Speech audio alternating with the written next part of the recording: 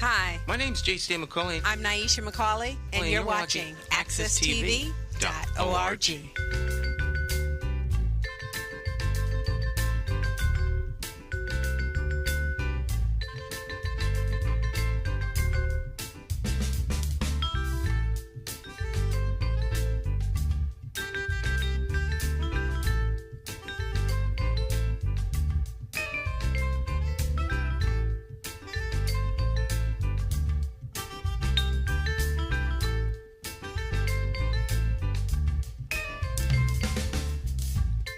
All right, my friends, once again, it is indeed time to get our talk on. It's Morning Talk with me, your host, J.C. McCauley, along with the champions of talk in Studio 1A. None other than Cleo Duke-Wright. She's back. Welcome back there, Miss Cleo. We missed you. Oh, I'm glad to be missed. Thank you. I'm glad to be back. It's good to have you back in the house here. Absolutely.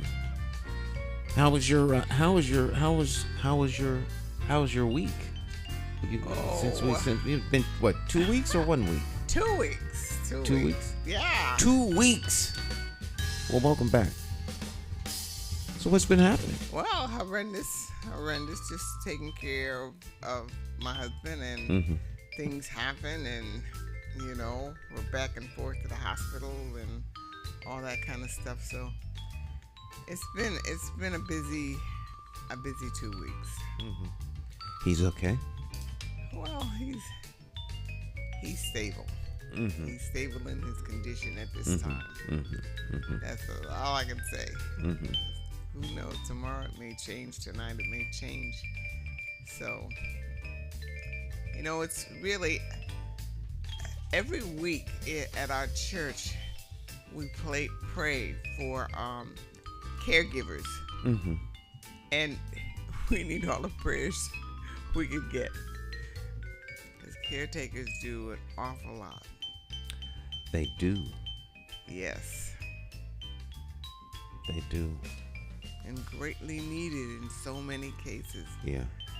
That some people aren't as lucky. I don't have anyone, like any particular agency helping me, so I'm kind of doing it mostly with the help of my son. But I do it mostly, and it's really rough. I mean, you see other people go through it, but you never know what it is until you go through it yourself. Yeah. Yeah. Some days you just want to give up, and then other days you say, "Hey, this is great." So you're up and down, like a merry-go-round. But all is good. All is good. I'm still here. He's still here. We're just doing our best. So I guess it's sort of like raising children, but it's almost and but they can. It's when you're giving care, especially to an adult. They have minds of their own, and children are compliant, but the adults aren't. He had fallen a couple of times yesterday, and he get him up, and you have a lifetime of doing what you want to do, and I want to make my own decisions and all of that, and at the same time you're losing the ability to do those things. So it's hard. Last night we had a tug of war.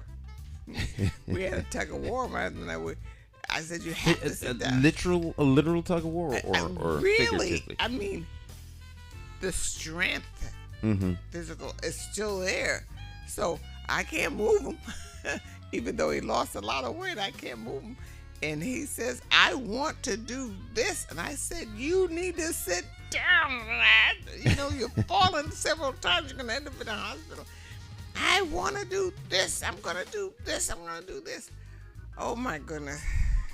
So I hit him in the back. I said, you have got to sit down.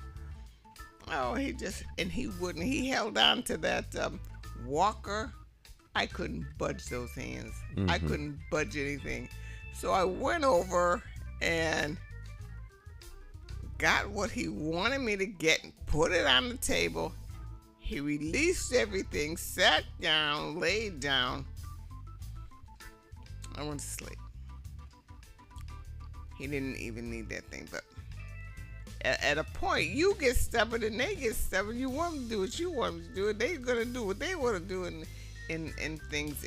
So it would have been a lot easier if I just took the thing and put it and put it on. And he, of course, I didn't know at the time, and he went to sleep.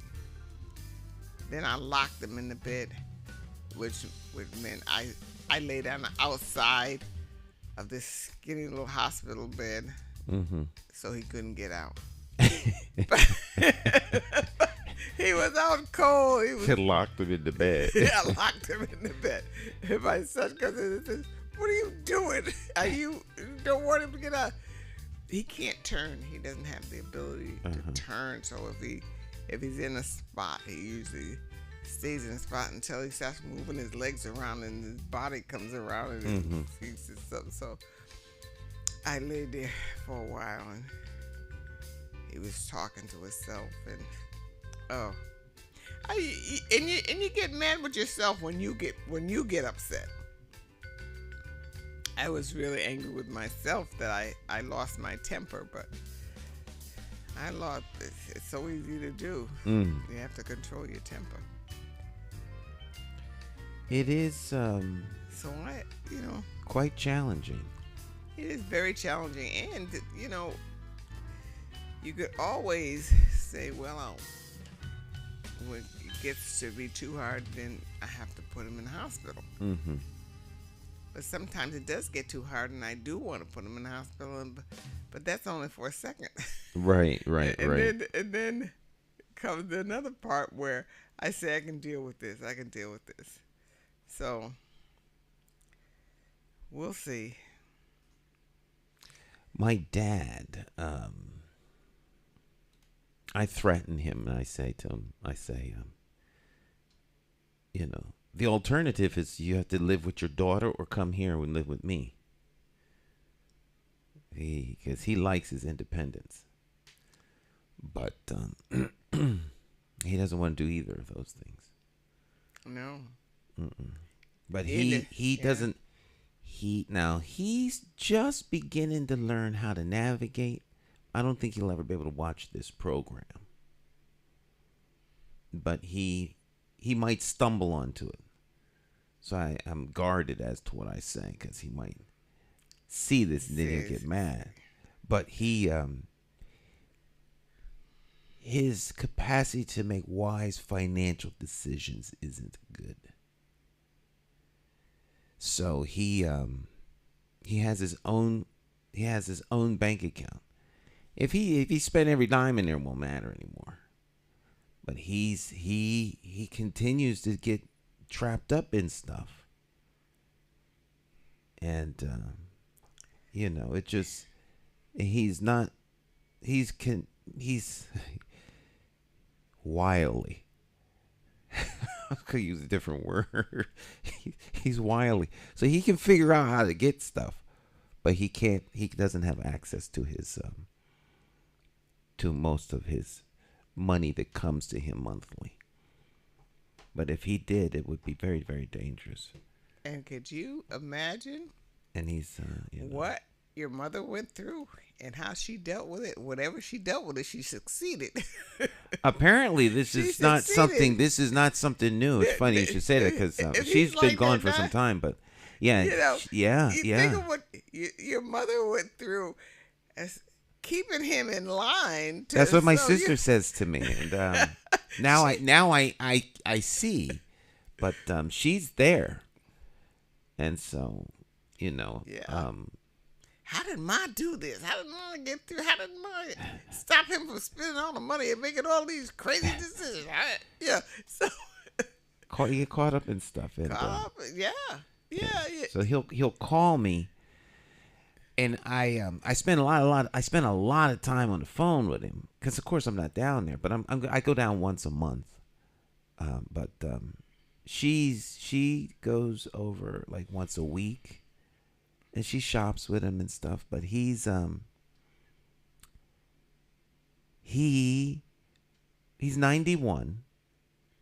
and he wants a car.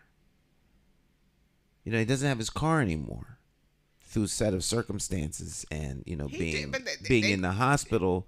So we let his car go. Did they take his license? No. Oh. Pennsylvania is funny, but I thought for a while that he wouldn't be able to get his license. Now he drove a bus. He's 91. He was driving a school bus. Mm-hmm. So he could drive and everything, but after he had the stroke, they immediately took his CDL off the driver's license. So he has a regular license. Mm-hmm. He thought the license had expired, and so come to find out the license didn't expire. He was looking at the wrong date. And so in Pennsylvania, you can continue to drive. They randomly check drivers when then it's a random thing. And then if you fail, then they pull your license. But there's no limit. I mean, you can go get a driver's license 100 years old, it would seem, as long as you pass the tests. So he wants to get a car. He'll save until he can get his car, and then he'll go and he's determined to get a car.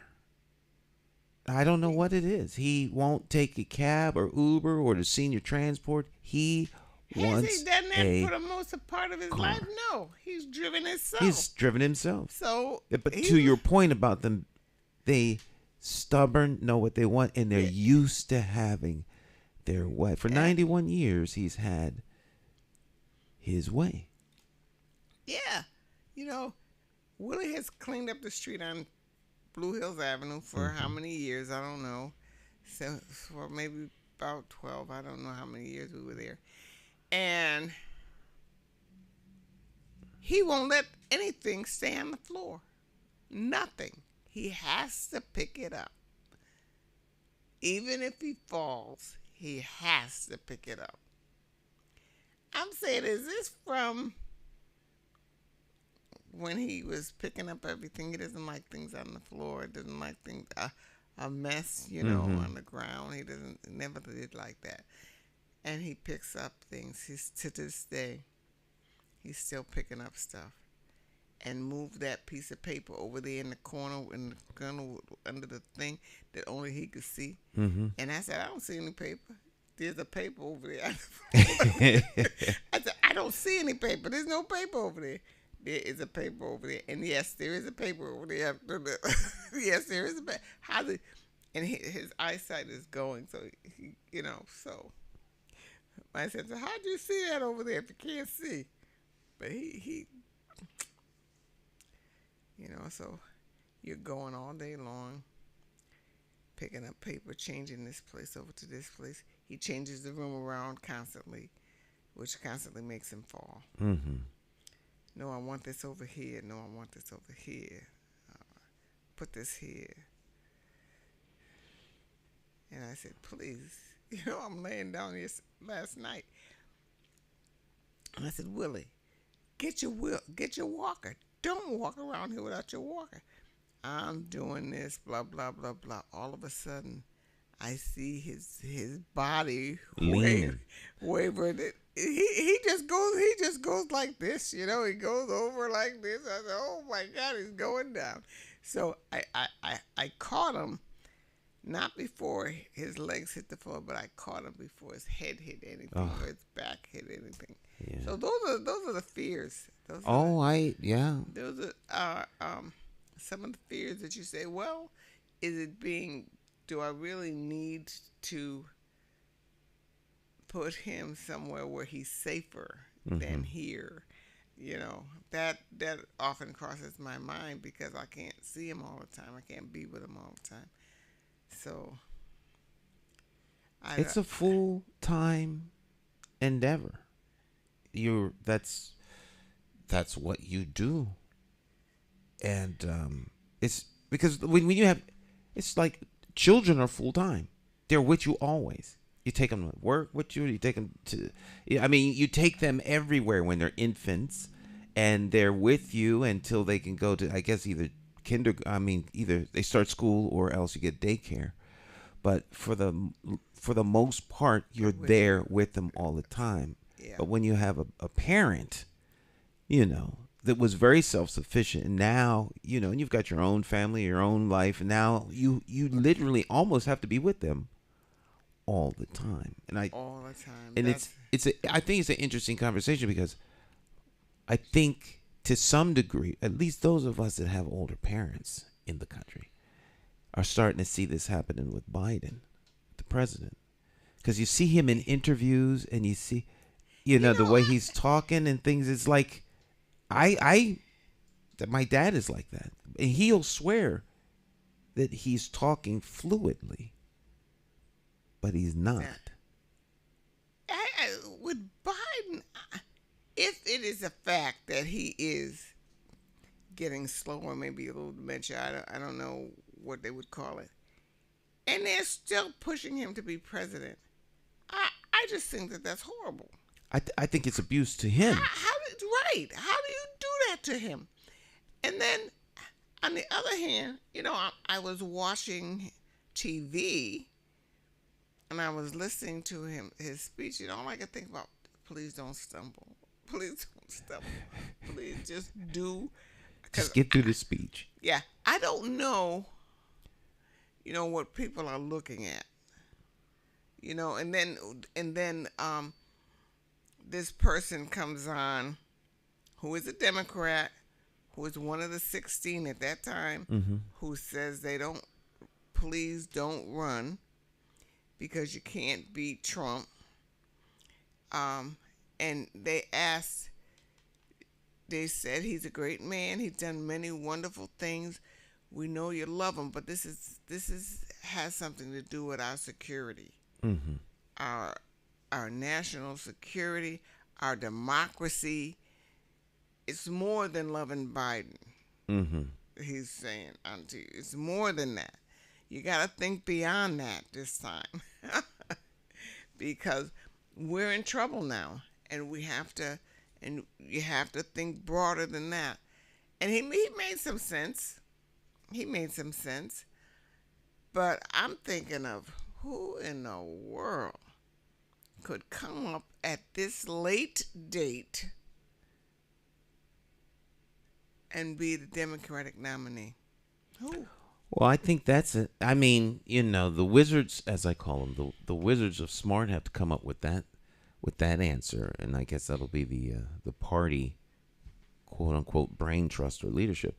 But him as an individual, just as he's the president, but I mean as a citizen who you are caring for, like, so I can imagine what his wife is going through, and him being stubborn.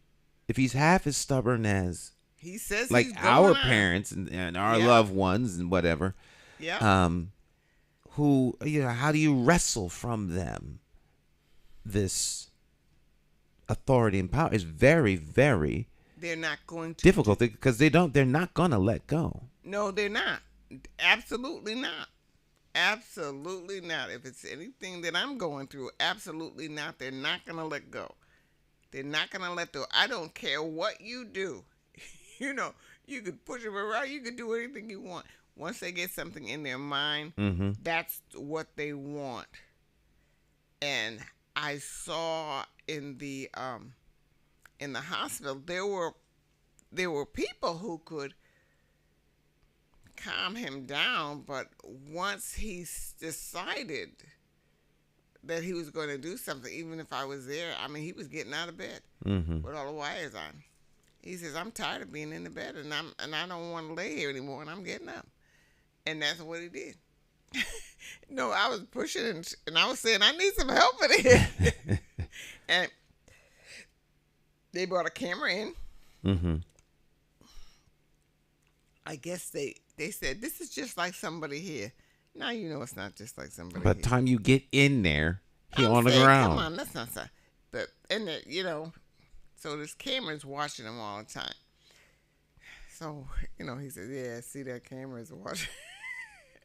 It's watching me. I don't know if he tried to get out of bed again after I left, but yeah, the stubbornness. So you take that, we're taking in the home, and you put it in the nation, and you say, okay, how bad is this? Mm-hmm. What is this? Even if it isn't quote unquote bad and it's kind of like mild, I see some of the decisions my dad makes. They affect him, and they don't really affect him in any particular negative way. But like, we make sure he's not going to be driving a bus, but he wants to still be so because he loves the kids. He's been a bus driver since he retired, because my mom said, I don't know what you're going to do, but you're not going to be around here. So she found him the bus driver job. He's had the bus driver job for what, 20 years almost, if not. Your mother got him that job? Yes, because when he retired, he was hanging around the house. Oh, my God. And James, you have to.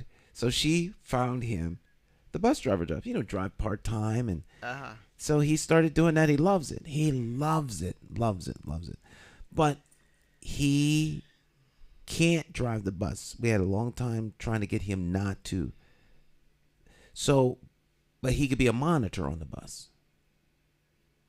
So I have to call him because yesterday the bus company sent him a car so that he could go get his physical so that they can have him on the bus as a monitor. They love him. I know how my dad's mind works. In his mind, he passed the test for the physical. Then he want to go take the driver's test so that he could ultimately get back to driving the bus. That's what he's trying to figure out in his mind, a way to be able to drive the bus again, because he'll say, "Oh, I'm not going to drive." Let him drive the bus again. I know. We won't We won't allow him to drive the bus. We're not going to do that because now it's beyond him. Now he could affect other people. Mm-hmm. But that kind of determination is there. They get fixated on doing what they want to do, and like, how do you you really have to intervene and take control. Well, I have to ask, how many real decisions do presidents actually make on their own? Do they make a lot of decisions on their own, or do they make it always seemed to me that they didn't make decisions on their own. I don't think they don't come to the conclusion on their own, but they do have to make the decision. The final decision. The final decision, because you're presented a series of options. You could do this, but on the other hand, if you do this, and then you could do this, and then third, you could do this. So which one should we do? Someone has to make that decision. It could be wrong, but someone has to make it. And I think part of the dilemma is, well, if it isn't him, then it's someone else. And the someone else has not been elected by the people. He was elected. And so the chief decision maker could be his wife, or it could be his son, or it could be some general, or it could be, some confidant that he has. What do you think I should do? Because all of us have somebody we consult about things. What do you think I should do about this? Right. My son wants to go to this school, and I want to take him out, but there's no culture in that school, so I want to leave him over here. That kind of a thing. Mm-hmm. And you listen to that person. But ultimately, you're the one that made the decision. Who's influencing him when it comes to making certain decisions? And I think that's something that all the people I know politically are always concerned about. Who's influencing the decision maker? Yeah. Who's in their ear? They may actually like a particular person, but they're not sure about who's talking to them. Because who they're talking to is very, very important. I don't know. So, how do you think it's going? Well, I know Biden has lost some of his support. He's lost some of his support because of the debate. I don't think you haven't even you haven't been here since the debate. Wow. No, Were you here since the debate? No. No, so we haven't had this conversation. The debate was so bad because of the moment that he was having, which sends a signal around the world that something's wrong with your president, who was the most powerful man in the world making decisions that affect the planet. He doesn't seem to be pretty lucid. And so then they lower the bar all the way down to the ground. Well, I hope he doesn't trip stepping over the bar. He used to be able to jump 6 feet, but now we're just glad he could step over the bar. And that's what we've done. Well, at least he can finish the sentence. That's not good enough. What's he doing in terms of the capacity to make real decisions? And you send him out with a book of answers or prepared text. They didn't think Trump did very well either. Trump's not the president. See, you have to separate the two. He's not the president. He may be running for president, but right now he's not making any decisions as to what goes on in the country. The guy making the decisions gave people great pause, and that's the issue. Particularly if he wins. So if he's giving people pause now, then what's going to happen over the next 4 years? And over the next 4 years, if he's declined this much since people last saw him, in a real situation, that people were shocked because they had no idea. They've been keeping this kind of under the cover, obviously. Well, they weren't keeping it very much under the cover because it's been talked about publicly for a while. Well, but it would appear for the lion's share of most people, they were unaware of how bad it was. Depending upon what circles you're in and what conversations you're having with certain people, they've been talking about this since when he ran before. But he was never seen as he was during the debate, and that I think is what alarmed people. It's like Grandpa or Unc is a little bit the family dinner. And, he says off-color things at the birthday party and this, that, and the other thing. But, at Christmas time, he comes in there with no pants on. Now folk are starting to wonder, oh, I know, was that bad? Mm-hmm. You're shocked because this act is the one that crosses the line. I think that's... Some people that I talked to didn't think it was... One lady said after the debate started, she said, I turned off the TV. I didn't want to see it. That's a bad sign. I couldn't watch. I couldn't watch him. You can't bear to watch it because you're embarrassed for him. And then there are other people who said, yeah, he got off to a rough start. He didn't begin too well, but he picked it up. It wasn't as bad as people say. It was, and they didn't think it was bad at all. So, what's the big deal? I mean, that's their kind of... That's his kind of thing. What's the big deal about this? What are people... Why are they stressing on this? Mm-hmm. Why are they stressing on this? And then he watched the newscast, and some stations want to bury a poor man, and the other stations try to clean up everything. Right. So... Bring your mic. Huh? So you don't really know as a viewer, if you're not really politically inclined, what to believe in any of these people, because these people are saying this, and these people are saying that, and they're the news people, and they're the closest ones we know to the political scene, and they're saying totally different things. Well, that's another big problem. And because if the news media is acting as guardian of what you receive as opposed to being journalists and just bringing you the facts of the matter in the news, and then you make your own decision. But it seems like they're trying to make decisions for people. yeah, and so I'm saying, dog, I feel like I'm in prison. I feel like I'm trapped up here because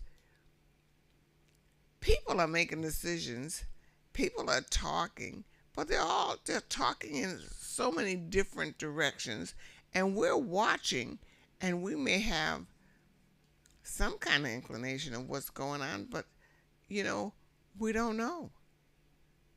We don't know, and we can't trust the news media because they're so prejudiced that they don't bring the people the news. Mm-hmm. They don't bring them Walter Cronkite's news. Yeah. Or Huntley and Brinkley news. They don't bring news like that. And that's the way it is, and period. Just tell us what happened and let us decide, but everything's slanted. Well, there's this, I was going to say you get the sense that you're not allowed to come to a conclusion based upon what you see. You're being told about what you're seeing. So like you see a car hit a deer. You can see that the car hit the deer. But then the commentator tells you, well, did you really see the car hit the deer, or did the deer stop the car from going forward? It could be that the deer was trying to flag the car driver down to prevent the car from hitting its kids. I mean, now, and that's what they reshape what you see, so that you now believe what the commentator's telling you, instead of whatever conclusion you come to, right or wrong, is your conclusion. But they don't want you to come to a conclusion. They want you to walk away believing something. Like a commercial. Everything's a commercial. Everything is a commercial. I had to interrupt TV because, I said, this commercial is crazy. This is ridiculous. But people believe it. So they get us in these. I just feel very confused as an American. Mm-hmm. I don't know who to trust as an American. Mm-hmm. When I get those little things on my phone, who are you for? Are you going to vote for me? Blah, blah, blah, blah, blah. I don't know what to say. I have never been this confused in my life. Mm-hmm. So one person is running. I'm nervous that maybe he's not well. And the other person that's running, I'm scared to death. I'm saying, oh my God, where's my liberty gonna go? Where's I'm scared to death of him because I don't know what he's gonna do. And so some people tell me they're not voting. I said that's not a good thing either. So what is it? What are the American people? And I think the foreign countries think we're like out of our minds. So I don't know where we are. I was watching it was a British program, and they were talking about the assassination attempt. Mm-hmm. And the commentator said that he was saying, by the grace of God, America was spared, potential unrest, great civil unrest, and the potential civil war. This is how they were looking at it. Because if he had gotten killed, what would we as the rest of the world be looking at right now in America, which sets the tone for much of the planet? Our mood, our American mood is, it could be that it would have turned into some kind of civil unrest, civil that's war. What because many... they have said that even before this attempt. Oh, yeah. It has been mentioned. So, and I heard, what did they say? We're not going to do things. We don't do things like this. And I'm saying we don't do things like that anymore. Or what? What? We don't do things like that anymore. We don't kill people anymore. Political people that we don't like, we don't kill them anymore. We don't physically kill them. We assassinate their character. So you're either canceled or your character's assassinated. And I guess now if those two things fail, then the option seems to be back on the table. Now see, I think, and I wonder, why did we go through all of this with Trump and this trial thing, and then he's guilty and nothing happens? Why would you spend? You had to know, as a party, they had to know something. They're spending all this money. They're all these witnesses, all this, and get the people all riled up, and it's a dud. What were they doing? What were they thinking? Well, the idea would be to assassinate the character. You have the capacity to say, well, he's guilty of this, he's guilty of that, he's guilty of this. Now, of course, this has backfired big time, because the opposite effect happens if he is found not guilty, or if he is acquitted, not guilty, or if winning on an appeal. See, the optics are not working in favor for the Democrats right now, because what was supposed to happen in theory was he's supposed to be so damaged, such a pariah, that no one wants to touch him. And I guess it drive a wedge between him and his supporters, because the type of supporter that he has can't be would wedged. Not be affected by something like that. Well, that's why I call them the Wizards of Smart. You seem to understand and notice. I don't know why they don't. The type of follower that Trump has, the more dirt he gets into, the more trouble he gets into, the more they say he's guilty of this, the more they're going to want him. Mm-hmm. I mean, I'm not a whiz. I'm not even an academic student, but I could figure that out. If they storm the White House, mm-hmm, because of this man, do you think that you calling him a couple of names, saying he's guilty of this and guilty, the only people that's going to upset is us, those people who are not for him, those people who said, oh my goodness, my liberty is in jeopardy, mm-hmm, and see him with these foreigners that are dictators.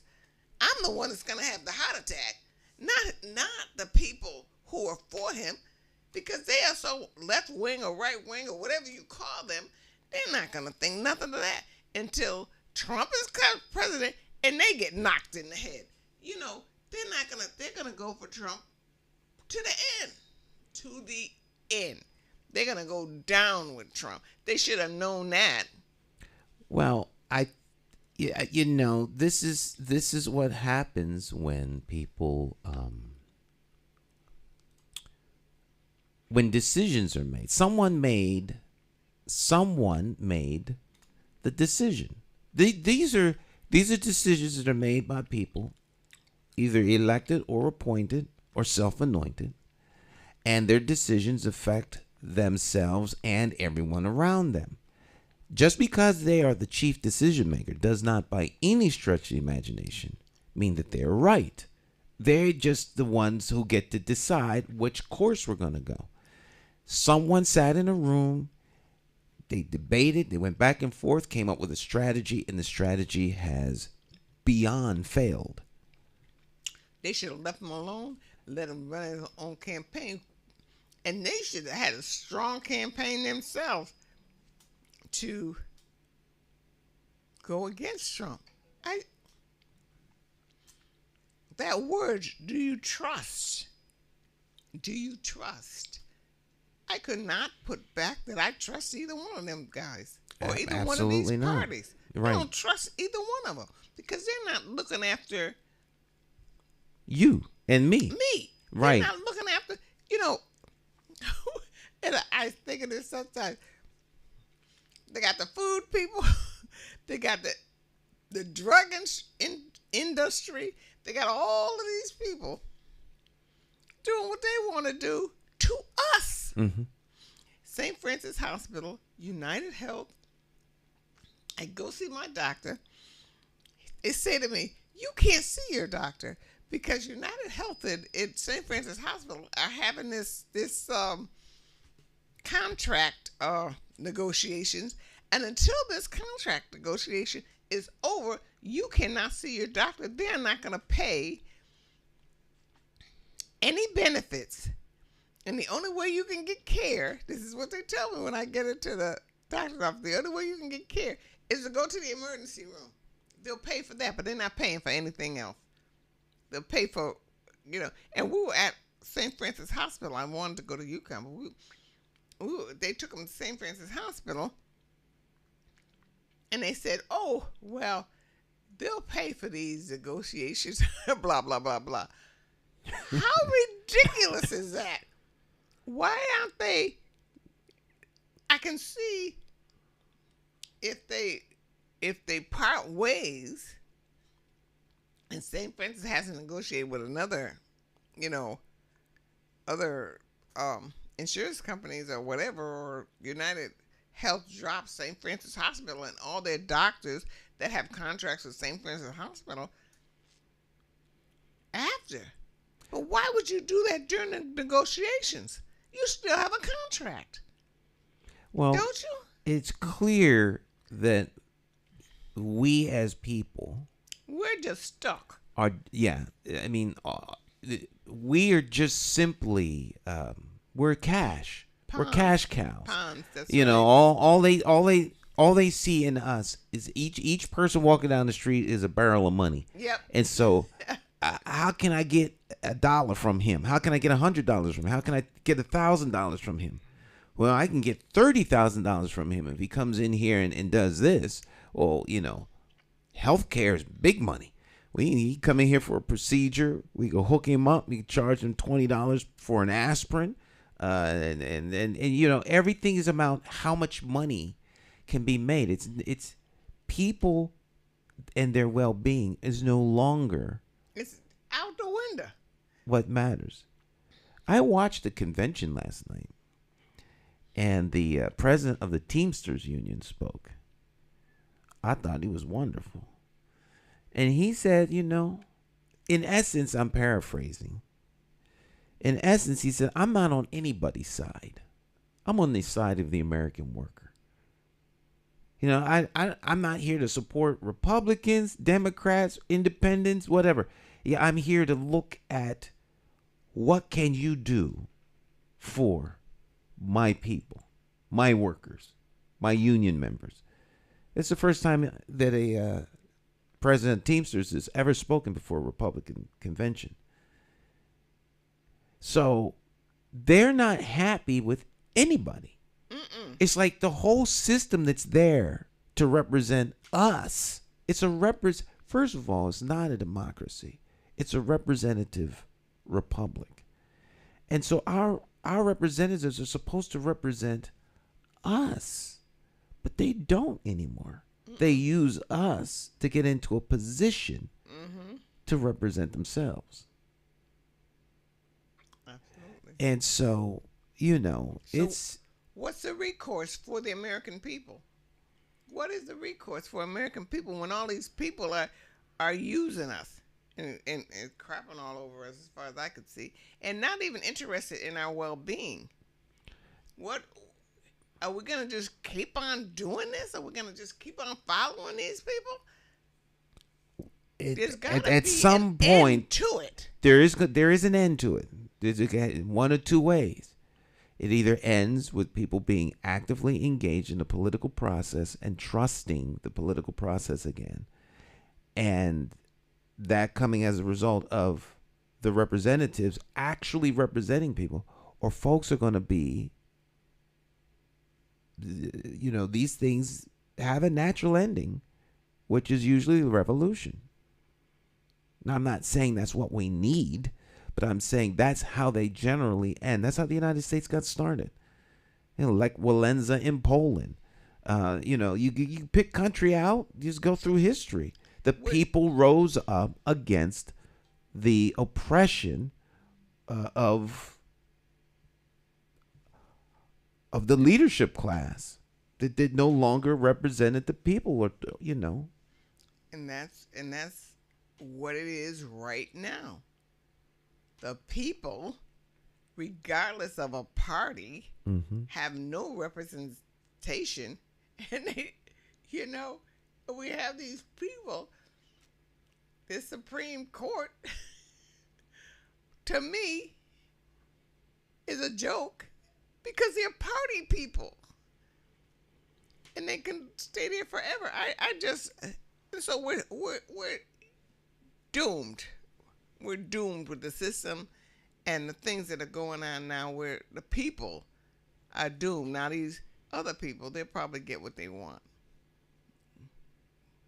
but the people are not going to get anything. They're just going to get used by every damn body. Well, that does seem to be the case. It's going to be very interesting. It's going to be interesting. We'll see what happens. We're for those people that like the political process, the next couple of months are going to be very interesting. Most certainly the next couple of weeks, because we got the primary elections. Yeah, they're coming up in August. Locally, we have some elections. This Saturday, I have my little thing here. It's Saturday. You can tune in to accesstv.org or watch on social media. We're gonna have the Greater Hartford African American Alliance Voices of the Community. So what day is that? That's this Saturday, 10:30. Shelley Davis, she's a petitioning candidate. 10:30. She's going to be taking questions from the membership. It's going to be on Zoom? It'll be Zoom, but it'll be broadcast live. Yeah, just our regular meeting. Okay. Then at 11 o'clock, it'll be Ayanna Taylor. She's a petitioning candidate. And then at 11:30, it'll be Senator Douglas McCauley. And he's the incumbent. So those three will be here. This is for the 2nd senatorial district, which is that's a pretty contested race, hot race, because traditionally Senator McCauley didn't have any challengers, and so when you don't have any challengers, it's easy. You roll right on in there because you don't have anyone running against you. But this time he has two women that are running against him. Both are very popular. And so this is going to be a very interesting race, and it'll come down to the will of the people and folks coming out to support. It's one thing to complain. It's another thing to actually do something about it. Go out and vote. Because people, I think, like complaining. Folk like commiserating and complaining, but we'll see. Will they go out and vote? If you want change, you got to go and vote. That's the easiest way to make change. That's really, democracy happens on election day. After that, it's over. Now you have to hope that the people that are representing you do a good job. It's like having a bad attorney. That's a good saying. Democracy happens on election day. That's the only time there's democracy. On election day. After that, your opinion is just like anyone else's. You know, if you're a politician and someone's coming to you, we demand that you build a new playground. Then they leave, the next group comes in. We demand that you do not build any new playgrounds. I mean, there's always someone for and against. If you want someone to represent you, you better go to the ballot box and let them know where you are and what you believe. And then you stay engaged in that process. That back and forth conversation, that's the democracy. It's a lot of work. It is. That's the key word. It is work. A lot of people don't want to do the work. But the majority of the people don't do the work. Never have. Mm-hmm. They follow a leader who tells them or works for what they believe in.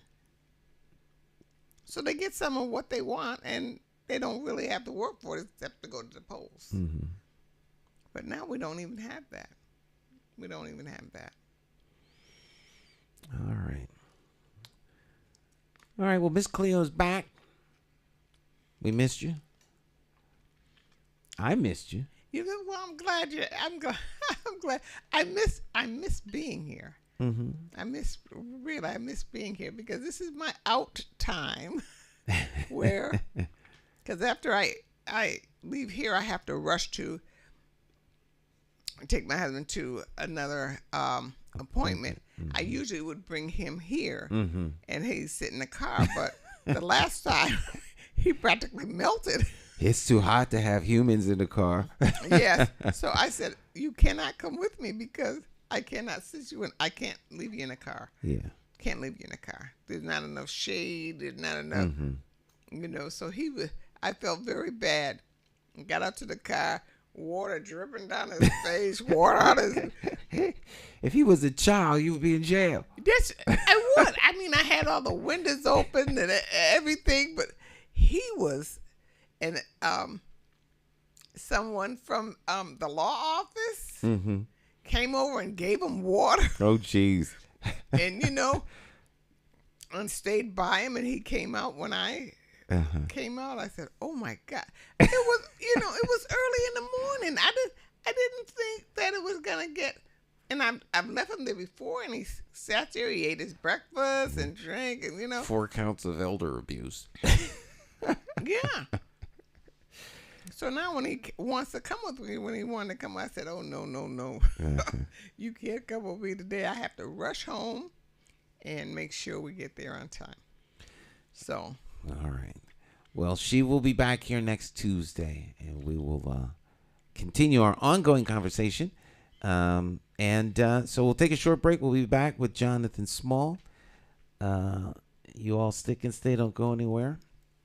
And we'll be right back. Hi, my name is Rhonda Menifee, and I am a new leader of the Hartford Parent University program. The program to me is very important because I feel like a lot of parents really need to get involved in their children's lives. I don't have younger children right now, but I do have grandkids.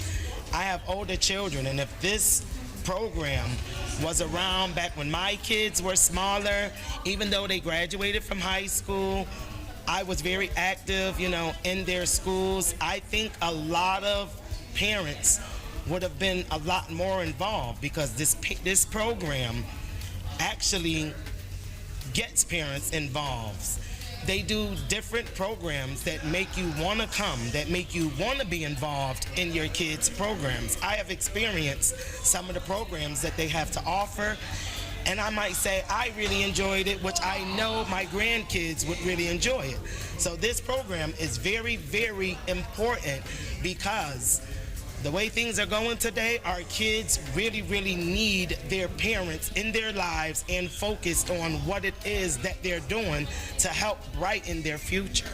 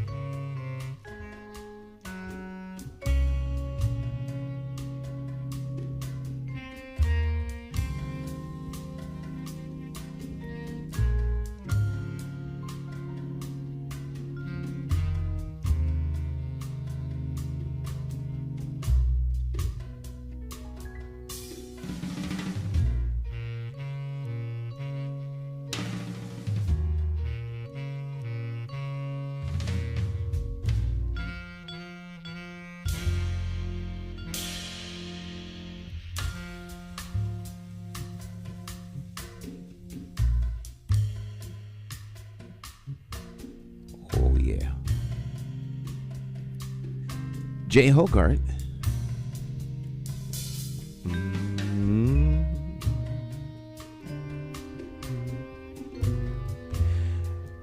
I had the opportunity to tape him in New Rochelle, New York. New Rochelle. And it was a nice little town. I mean, I just drove in and out. Get off the highway, exit. The place was almost right off the highway. But it's a nice little tiny city. Isn't that kind of close when you're getting into the Bronx, somewhere in that area? Like the Bronx, when you go into New York, the Bronx is one of the first big boroughs that you get into. Yeah. And I think New Rochelle is somewhere close in that proximity. I've heard of that place. It was, but the place was called Alvin and Friends. Mm-hmm. Soul food, and it's a nice restaurant, nice plaza. And but I got to tape once again my favorite vibraphonist. Mm-hmm. And the nicest thing about taping artists that are world class, it's like I have the best seat in the house. All right. So like I'm right there. Like front row seat. And you go tape this jazz group quite often, or Well, I tape a lot of different people, but I tape a lot of stuff for Jay. For Jay. Yeah, Jay. That's the key guy, Jay, and everything. And they got a lot of different songs. I had noticed. Well, this here is from this. This is a studio recording. This is down in New Jersey, Van Gelder Studios. This is.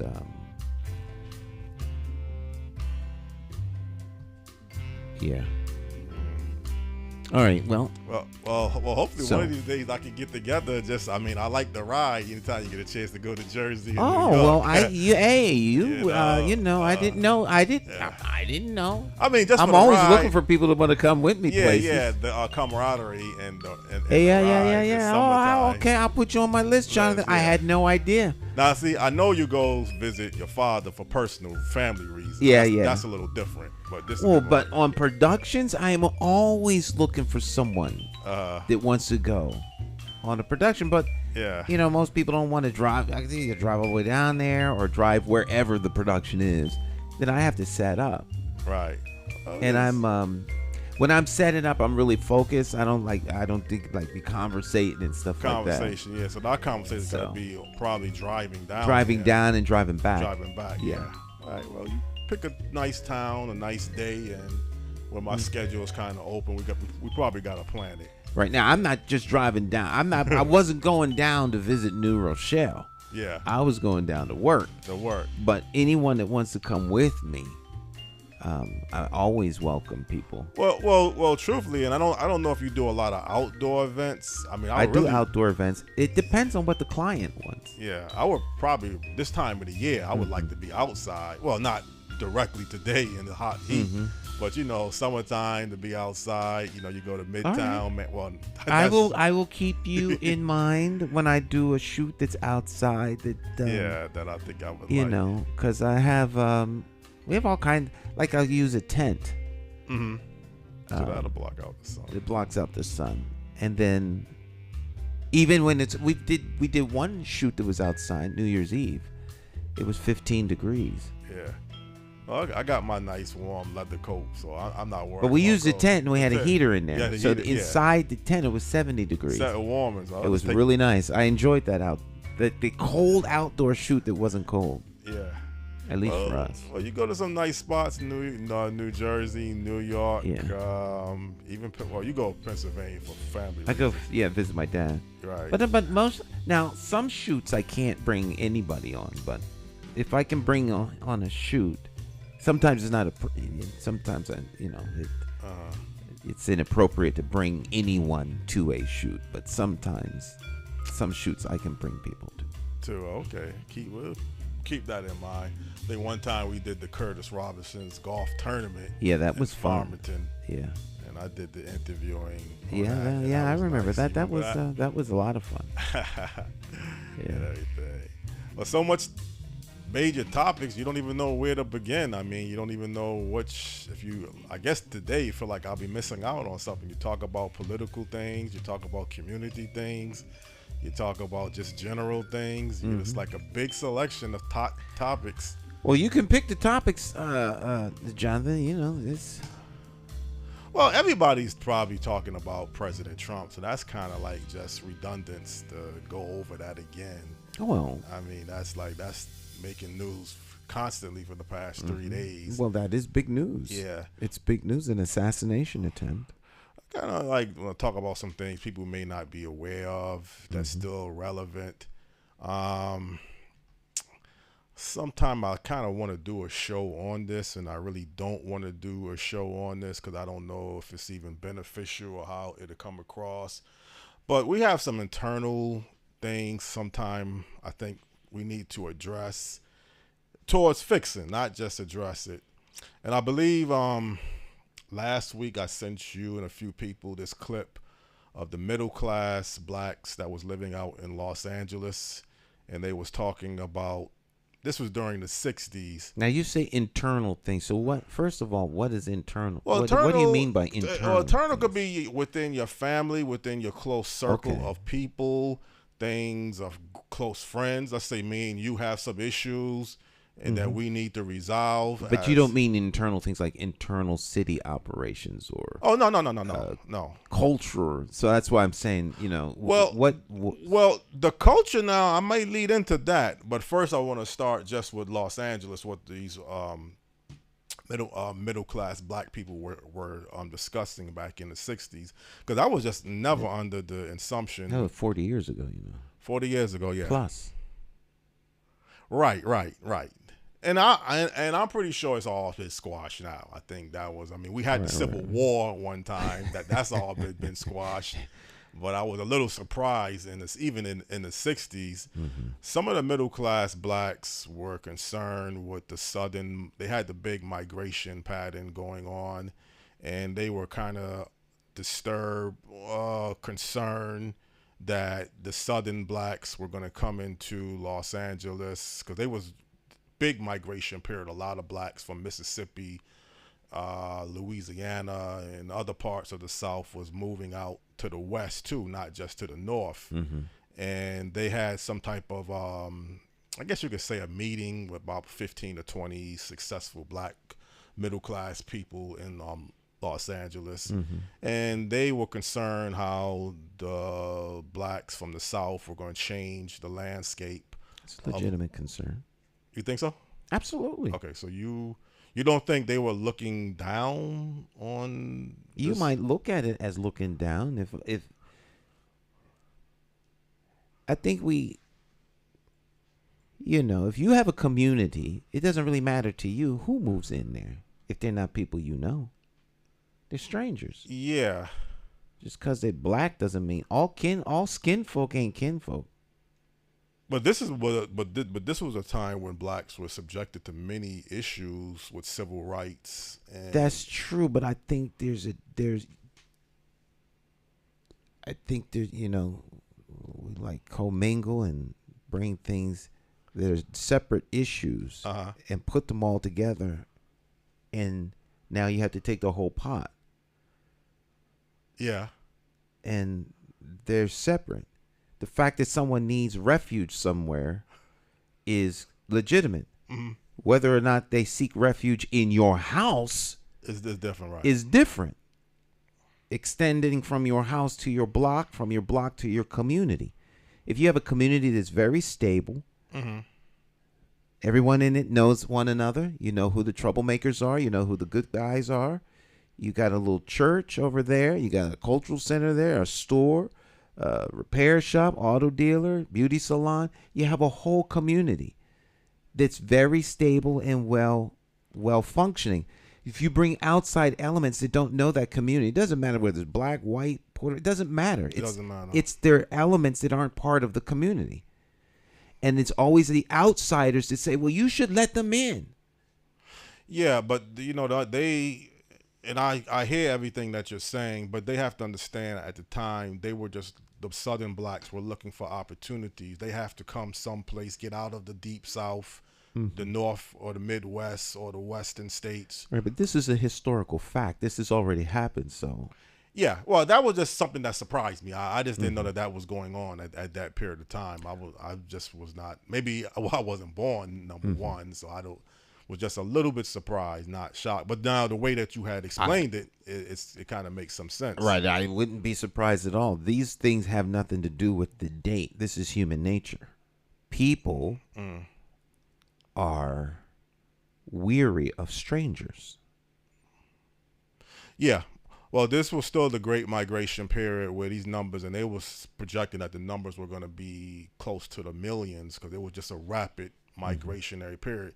But then this even gets in today. We have illegal immigrants moving into certain parts of the country, and I don't think people understand some of the chaos that these patterns can cause, and actually is causing to some degree, because when you're having people from different countries illegally, see, the whole United States was operated through immigration, but it was a legal term of migrationary period. People came from all over the world and still come from all over the world, but there's a legal process.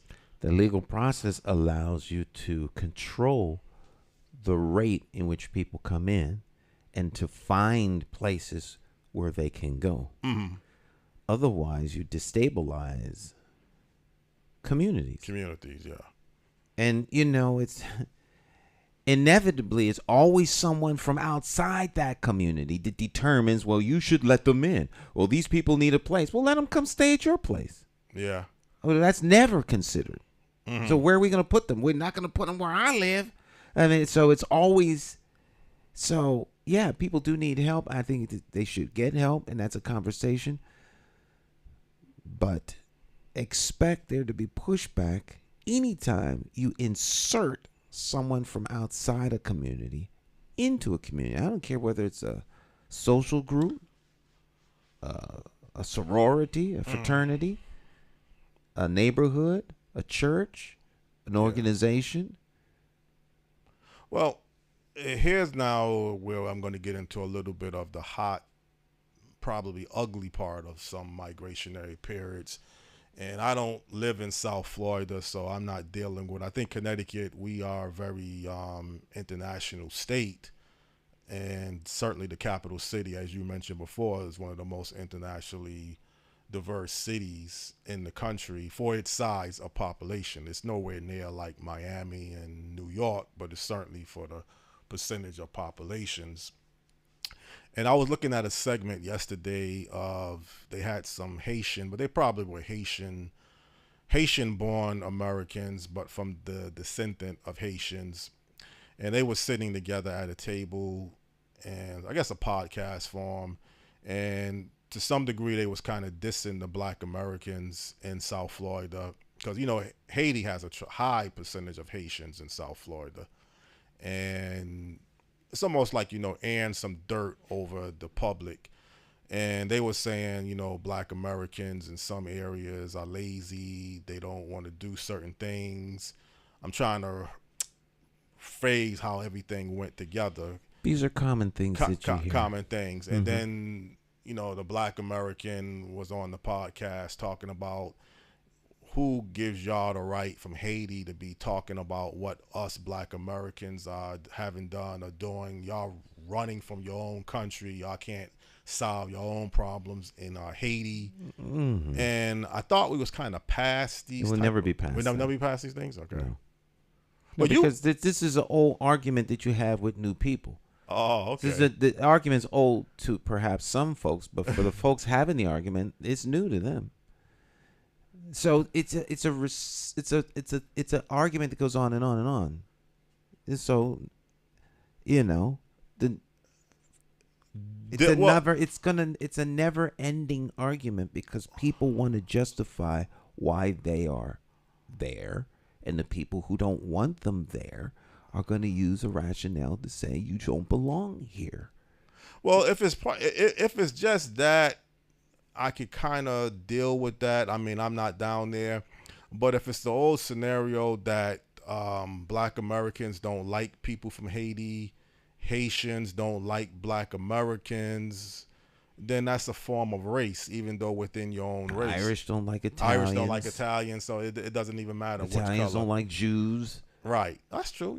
I've always people don't like people. Right. We get caught up in these labels that are false constructs that people put on one another to justify their dislike, hatred, and unwillingness to compromise and get along with one another. It almost gives them license to not like. You're this. You're tall. Oh, you eat eggs? Oh, you like your eggs boiled? What kind of person are you, boiling an egg? You should fry your egg. You drink hazelnut coffee? That's not real coffee. Drink coffee like a man, straight. Right. Just silliness to me. Yeah. Well, as long as it don't go into anything violence or anything, it can end in violence because it's conflict. Yeah, and then you're dealing with a lot of young people still developing, ignorant and some. Don't throw it on the young people. There's a lot of older folk that can't get along with one another. Human beings don't like each other many times because they feel threatened by the other human being.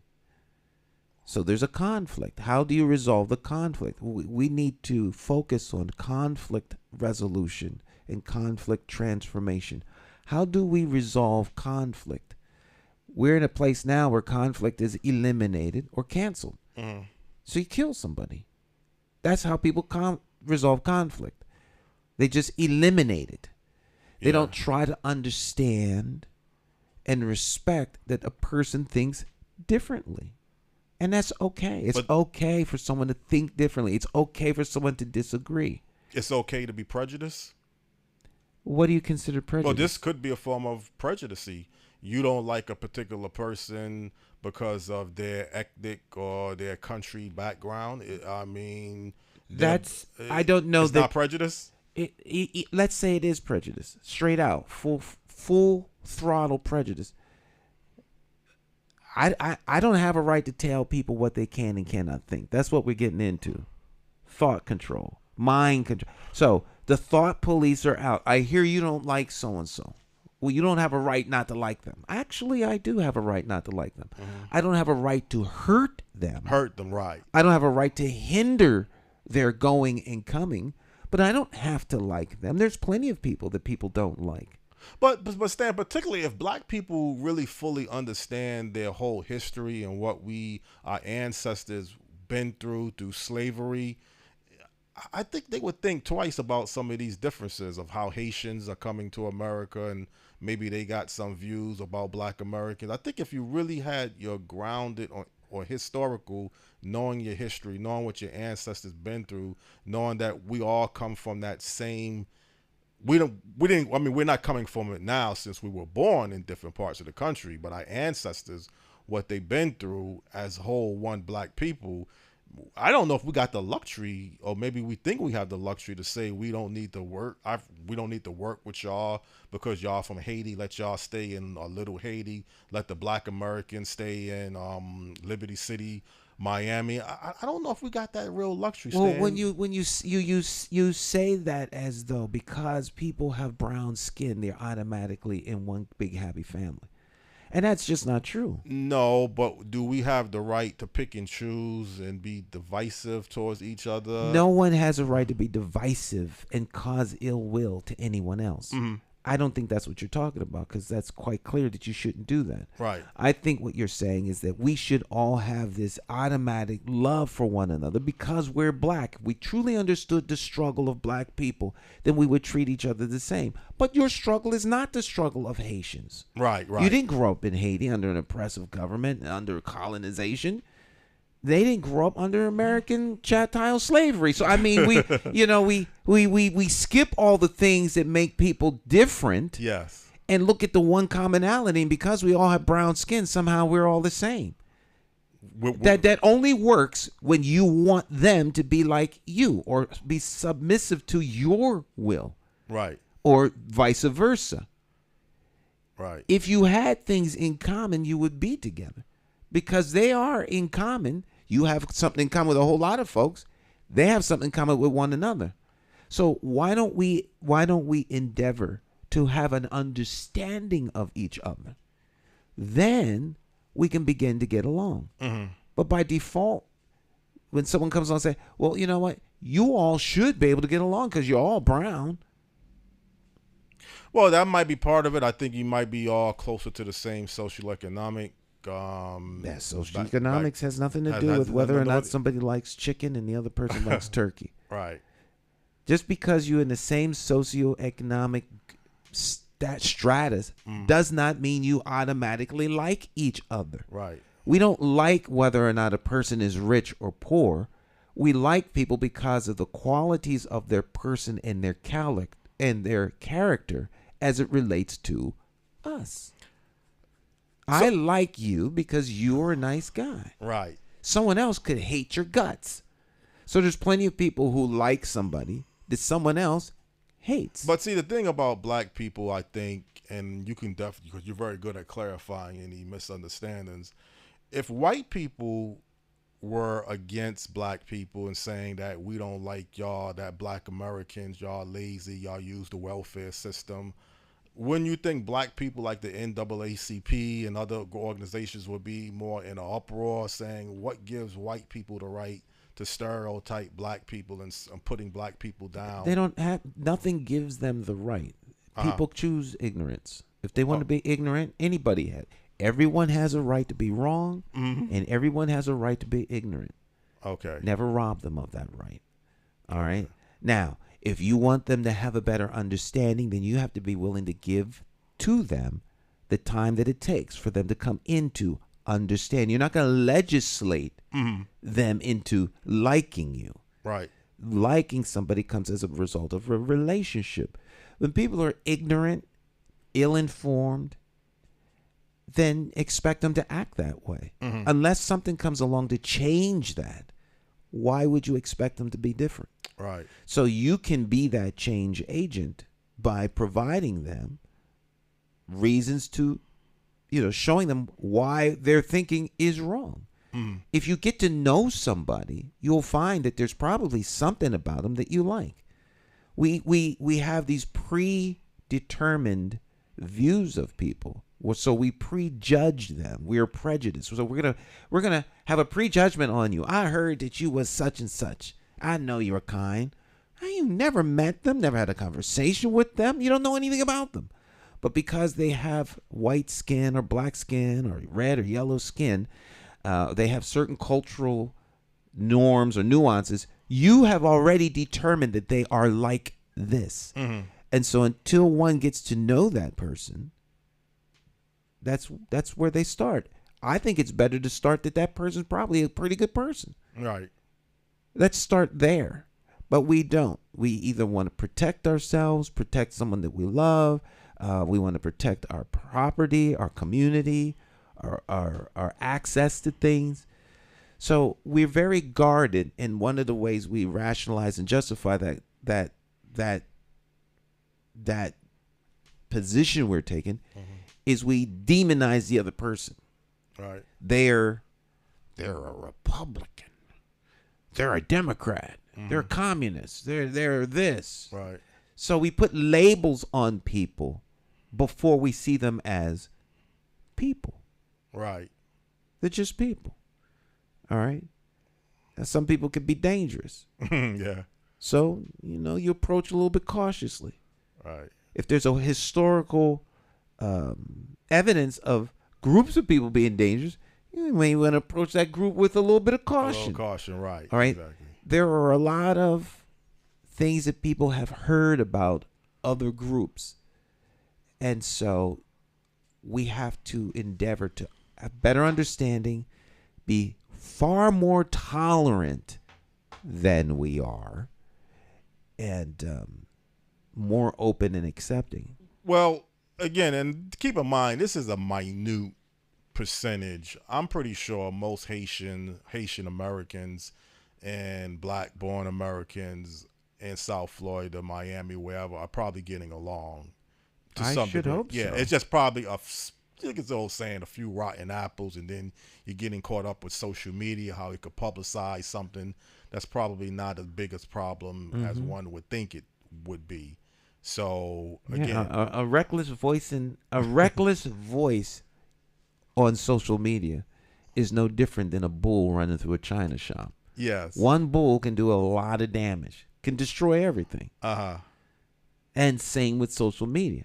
right, So you have someone saying something and it ignites a fire, and people tend to be reactionary, emotional, and then they just run off with stuff. Well, it's just to be my human nature, and Dr. Cooper, the late Dr. Cooper Osagai, definitely ingrained a lot in me in the past about he had this type of plan of correlating particularly African people together, and he had it broken down in different categories. But even he had made a statement one time and saying that the black Americans can't take the lead in this new movement because somewhere they don't have a historical track record of demonstrating certain leadership qualities that would be to the best interests of African. He was going by the terminology African people. He didn't even want to get caught up into African Americans or Haitian American. He just wanted to call everybody African people.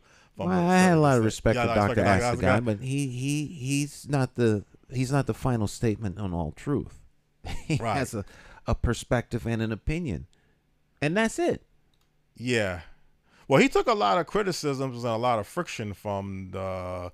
I don't know if you were part of the Greater African American Alliance at the time when they used to meet at Hal's Diner, and he had a lot of beefs and internal, well, external, whatever you want to call it, clashes with a lot of people for different reasons. They didn't get along. They didn't get along, but That's all. That's quite human nature. but nobody could dispute the knowledge and historical expertise that the late Dr. Asagai had and what he's been through. He classified himself as like a Marcus Garvey coming to the As well he may be, but we're not here to. A lot of times when people have all the acumen, it is as though we're here to weigh out acumen. We're here to figure out how we can stop gang violence, not how smart you are. Right. So because you're smart has no bearing on whether or not we can stop the gang violence, unless that's your area of expertise, and you can, with that expertise, bring resolution. Other than that, how smart you are, don't amount to a hill of beans. Yeah. It doesn't matter. Well, do you buy into the terminology leaders? Like, certain people are selected to be like a certain leader of a community, and we need to get behind that one person, or you don't buy into that approach? I think that when it comes to leadership within the community, that getting behind a particular individual can bring resolution to issues that face that community. Mm-hmm. That's a statement of fact. Right. That is not the issue. The issue is that people are not behind them. Yeah. So it's not a matter of, well, they just need to get. Well, why do they need to get? Right. Who says they're the end all to be all? I mean, it is up to, if they are, elected leaders are different than self-appointed leaders. Mm-hmm. Excuse me, elected leaders are different than appointed leaders. They're different than self-anointed leaders. Right. The self-anointed leader has dubbed themselves leader. Right. Now, where's your following? Right. If you ain't got one, you're not a leader. So it's up to the self-appointed leader to amass that following. Mm-hmm. The appointed leader by the electeds, well, the appointed, or the community appoints them, they generally will have more of a following because they got the position from some body or some group. Mm. The elected leader, they wouldn't be there if there wasn't someone behind them. Right. Now, whether or not the individuals behind them are the community may be up for debate. But if you all put that person in position, then are you all working in concert with them to move an agenda forward? Right. So, yeah, the more people you have behind you, the more unity there is, and the more likely you are to succeed in your mission. But a lot of people aren't behind somebody because they don't care about what that person has to say. Just because the quote-unquote leader don't mean anything. They're not a leader to this person. Mm-hmm. They may be a leader to some, but they're not a leader to the bulk of the people that are necessary to come on board for there to be significant change. And so community leader means nothing if you don't truly have the community following you. Right. It's just a self-appointed title. Mm-hmm. And then you made a difference between elected leadership and then appointed. Anointed. Okay, anointed leader. There's a difference. Or yeah. So even with this electoral process, Senator Douglas McCauley of the 2nd Senatorial District, he would be classified, if the people got behind and believed in what he's looking to do. He will be an elected representative of the people. Right.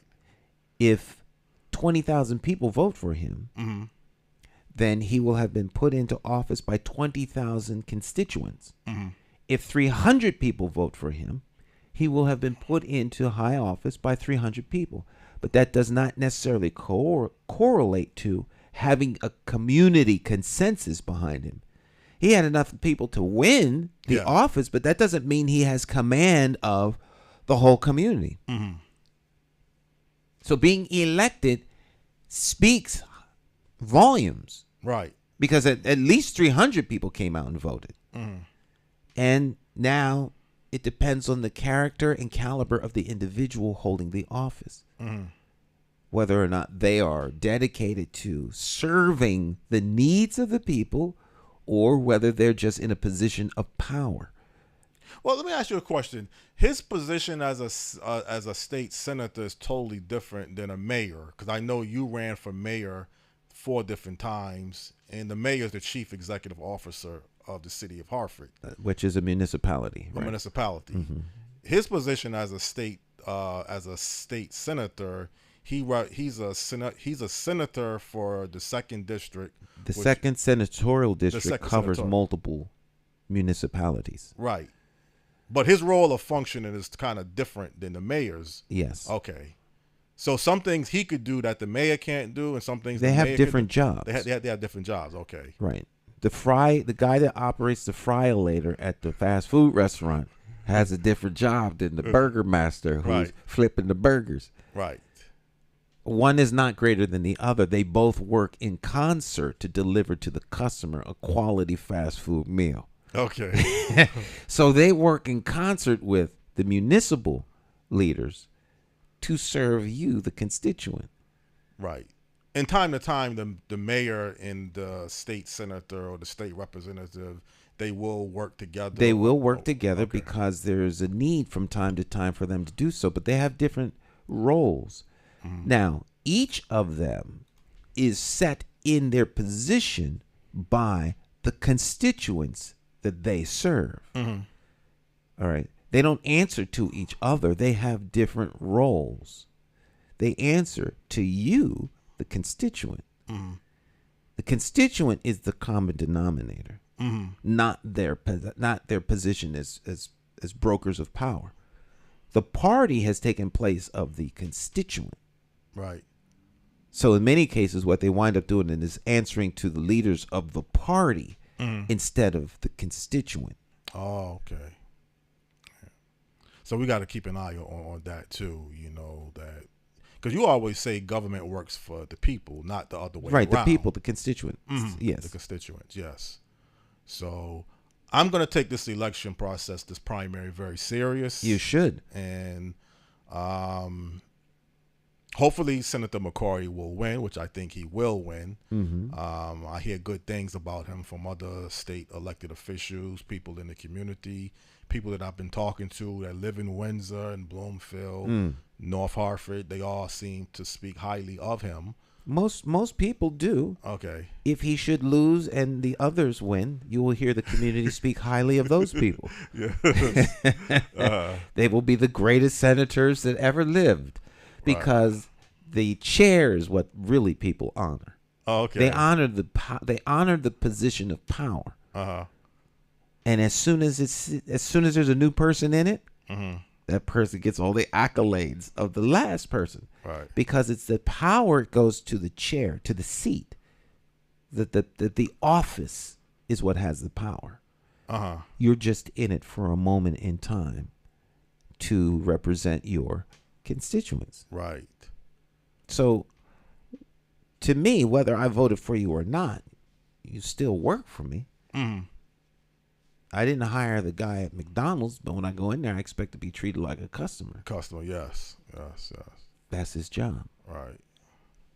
Well, so far, people don't seem to be too apathetic. I mean, I don't know how August the 13th, when they have this primary, whether people are going to show up and vote, because, I don't know if that's the ideal time. I think they used to have it in September, and I don't know why they switched it to August, but, that's the date. So, right now it seems like people are not really, they're not, I don't think people are highly anticipating or highly motivated, but I don't get a sense that they're really deep apathetic neither. So I don't know where I know how I'm standing. I just want to stay grounded, make sure that Senator McCauley gets re-elected, and, work with him in the very near future.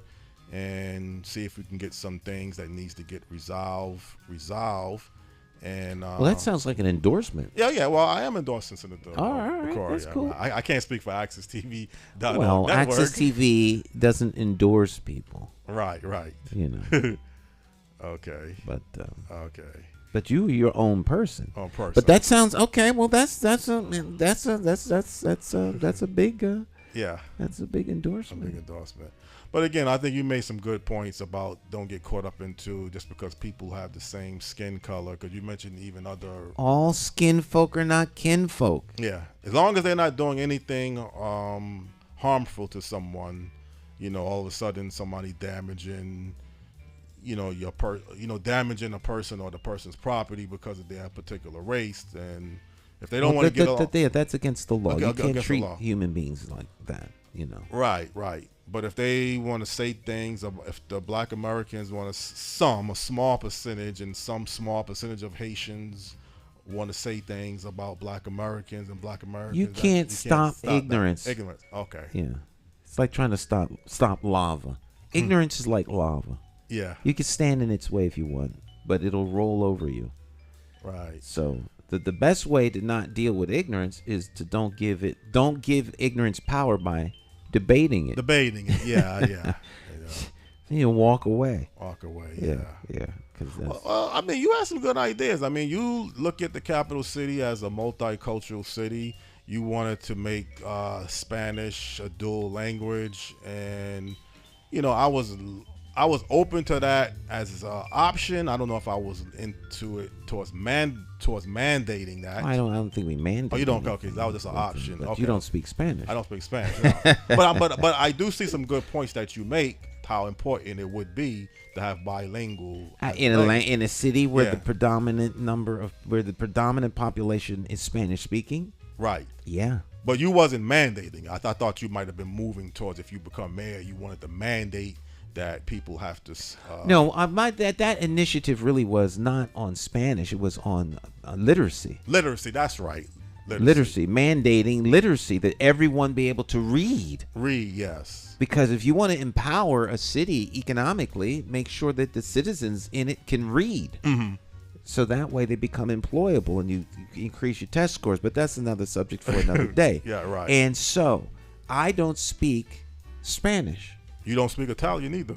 But Italian. But Italian is not the number one language in Hartford. Right. I understand. The challenge was, if you can't read English, mm-hmm. we want you to be able to read. I can't read and write Spanish. Mm-hmm. So I will learn to read and write Spanish while you learn to read and write English. Right. So, and that's the challenge is being given to English-speaking people. Yes. Who are functionally illiterate. Right. Okay, I understand. So you're going to take a challenge. I'll put myself in the same challenge. Right. So what I'm asking of you, I'm going to do for myself in a different language that I don't know. Right. And together we'll learn. That was the challenge. Okay. So it wasn't to make Spanish the second language. I don't have the authority to do that. That's already this. One could contend it's the primary language. Yeah, and I thought you might have been moving towards that, but I wasn't sure. That's why I'm glad you clear. I thought you might have been saying. I thought like you say second language. I thought dual language, because in Puerto Rico, the schools they have to learn English just like they learn Spanish. And I didn't know if you was going to be looking into pushing this into the school system. Harvard already has many bilingual, students. They do. You're right. Right. There's 76 different ethnic groups in the city of Hartford. It's not just Spanish. Yeah. Speaking. But Spanish is the high percentage, like you mentioned. And so you have multiple ethnic groups that speak Spanish. Yes. It's not just Puerto Ricans. That's what I meant. You're right. Spanish. Right. So Peruvian, Argentine, Argentinians. You've got Mexicans. You've got there's a long list of Central American countries that are here. People from Spain. So Spanish is speaking all over the world. Yeah, but you look at that as a strength, as an asset that we have here in the city. Speaking German or Italian or, Senegalese, whatever language you speak other than English is an asset. Yes. Always. What they call it, bilingual. Bilingual, trilingual. Trilingual, Yeah, Hartford Public Schools hands out awards every year for people who are bilingual, trilingual. Yeah. But the main thing is you felt Hartford had a high illiterate population. Right. Hartford has a high illiteracy rate among English-speaking people. Right. The city cannot move forward in helping those that are trapped in poverty if they can't read. And that is something that one cannot ignore if you're going to come up with real solutions to fight poverty. Right. Other than that, you don't have a solution. You're not trying to fight poverty. You're trying to just say stuff that makes people happy to get you elected. I'm not interested in getting elected. I'm interested in making change. Getting elected is part of how we can institute that change. It makes it easier, but it's not the only way. Right. It depends on what's motivating a person to run for office. But we are definitely running out of time. Okay. Well, thank you again for this week's show of Morning Talk Live with Jay Stem McCauley Talk Show. All right. Jonathan Small is here every Tuesday on Morning Talk. And, of course, you all out there, and most of you watch the program on demand. So we'll see you next time.